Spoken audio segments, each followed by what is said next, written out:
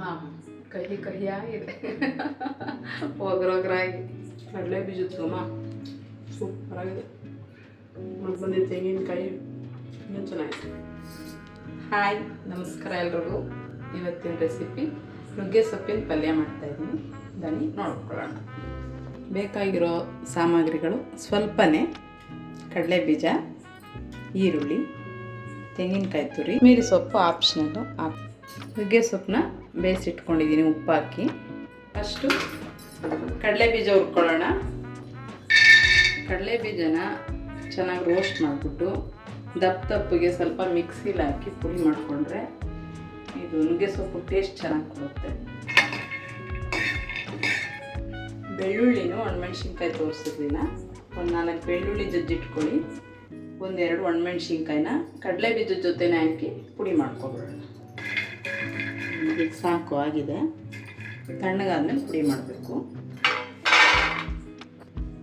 ಸ್ವಲ್ಪ ಅದೇ ಬಾಣಲಿ ಬೆಚ್ಚಗೆ ಮಾಡ್ಕೊಂಡ್ರೆ ಸಾಕು.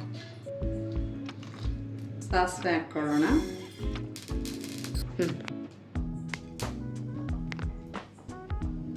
ಬೆಳ್ಳುಳ್ಳಿ ಹಾಕ್ತಾಯಿದ್ದೀನಿ. ಇದು ಬ್ರೌನ್ ಕಲರ್ ಆಗಬೇಕು ಬೆಳ್ಳುಳ್ಳಿ. ಇವಾಗ ಈರುಳ್ಳಿ ಹಾಕೋಣ.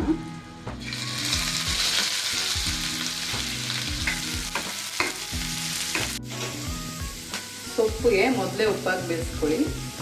ಈಗ ನಾನು ಹಾಕಿ ಬೇಯಿಸಿದ್ದೀನಿ, ಅದರಿಂದ ಮತ್ತೆ ಹಾಕಲ್ಲ. ಈಗ ಸೊಪ್ಪು ಹಾಕ್ಕೊಳ್ಳೋಣ.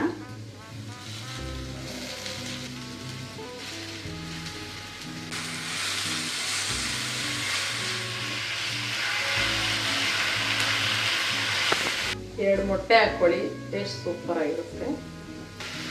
ನುಗ್ಗೆ ಸೊಪ್ಪಿನ ಹೂವು ಹಾಕಿ ಮೊಟ್ಟೆ ಹಾಕಿ ಎಗ್ ಬುರ್ಜಿ ಮಾಡಿದ್ದೀನಿ. ಅದರ ಲಿಂಕ್ ಕೊಟ್ಟಿರ್ತೀನಿ ಬಯೋದಲ್ಲಿ, ಚೆಕ್ ಮಾಡ್ಕೊಳ್ಳಿ. ನುಗ್ಗೆ ಸೊಪ್ಪು ಬೇಯಿಸೋವಾಗಲೇ ಸ್ವಲ್ಪ ಅರಿಶಿನ ಉಪ್ಪು ಹಾಕಿ ಬೇಯಿಸ್ಕೊಬಿಟ್ರೆ ಆ ನೀರನ್ನ ಸೂಪ್ ಮಾಡ್ಕೊಂಡು ಕುಡಿಬೋದು. ನೋಡಿ ಈ ಥರ ತರಿ ಮಾಡ್ಕೋಬೇಕು ಪುಡಿ. ಇವಾಗ ಕಡಲೆ ಬೀಜದ ಪುಡಿ ಹಾಕ್ತಾಯಿದ್ದೀನಿ. ಮತ್ತು ಕಾಯಿ ತುರಿ ಎಲ್ಲ ಚೆನ್ನಾಗಿ ಮಿಕ್ಸ್ ಕೊಟ್ಬಿಟ್ರೆ ನುಗ್ಗೆ ಸೊಪ್ಪಿನ ಪಲ್ಯ ರೆಡಿ.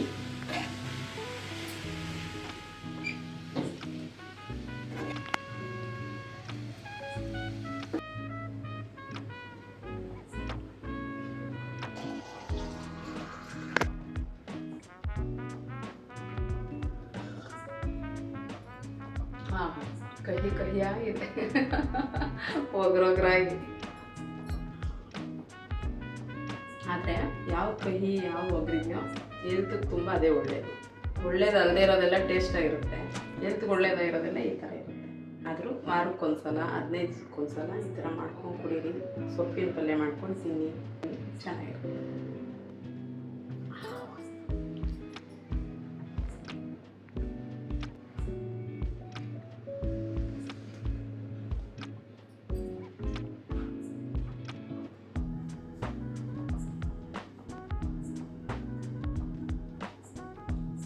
ವಾವ್ ಚೆನ್ನಾಗಿದೆ.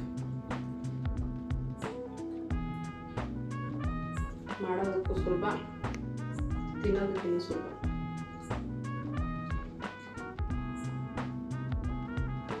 ಕಡಲೆ ಬೀಜದ ಘಮ ಸೂಪರಾಗಿದೆ. ಮತ್ತು ಬಂದಿದ್ದ ತೆಂಗಿನಕಾಯಿ ಇನ್ನೂ ಚೆನ್ನಾಗಿದೆ. ಎಲ್ಲ ಮಾಡ್ಕೊಳ್ತೀನಿ. ಯಾರ್ಯಾರು ಹೊಸ್ದಾಗಿಲ್ಲ ನನ್ನ ಚಾನಲ್ ನೋಡ್ತಾ ಇದ್ದೀರಾ, ಸಬ್ಸ್ಕ್ರೈಬ್ ಮಾಡ್ಕೊಳ್ಳಿ. Thank you for watching.